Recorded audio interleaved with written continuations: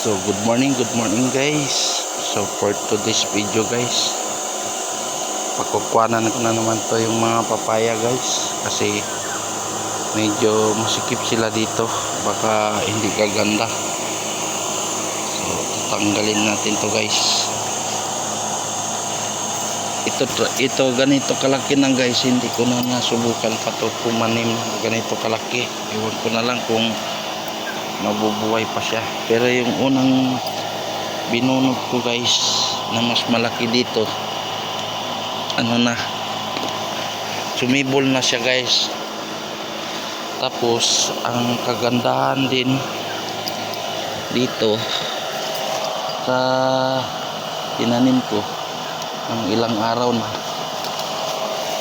siya guys, nabuhay na siya. And then na rin guys, umulan na rin ulit kagabi. So mamaya guys, pagkatapos nagkukuha nito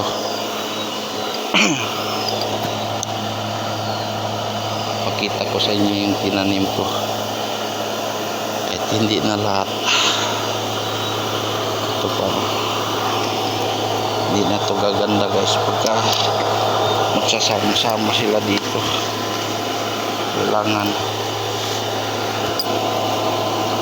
lilipat to sa magandang lupa guys, dahil umulan ulit. Kursit tayo ulit sa pagtatanim para sabi nga nila okay kayo.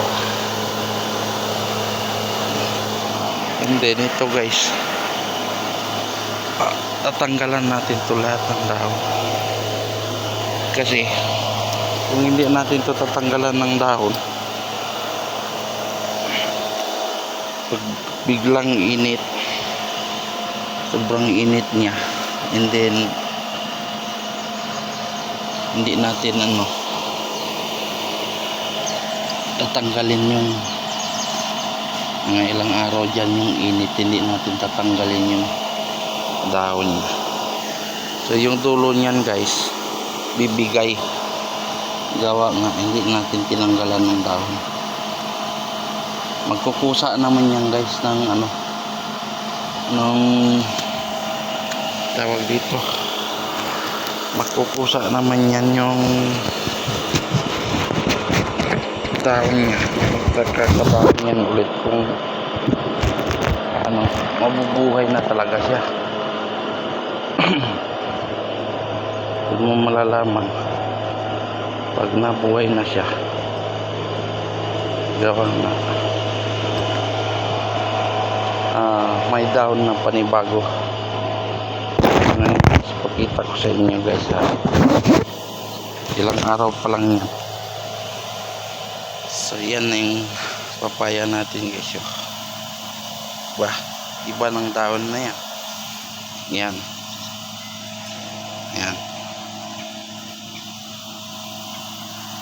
Tanggalan natin yung dahon. Yan.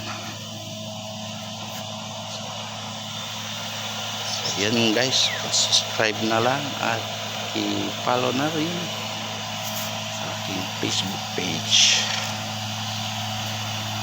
na Rodel Timco channel, at Timco Rodel naman para sa aking reels. Comment na lang guys kung sana naabot ang ating video. So ito tanim na natin.